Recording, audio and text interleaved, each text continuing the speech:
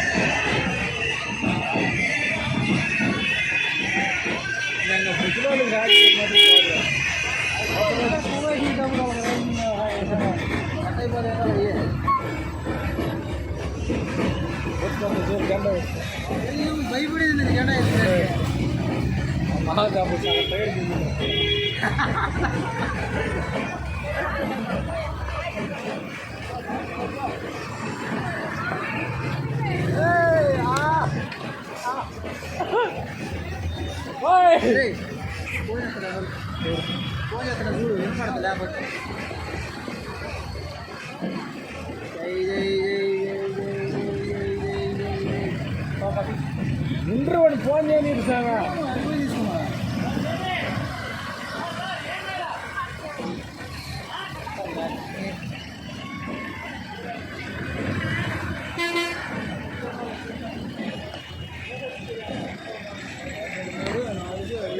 పని చేసిందా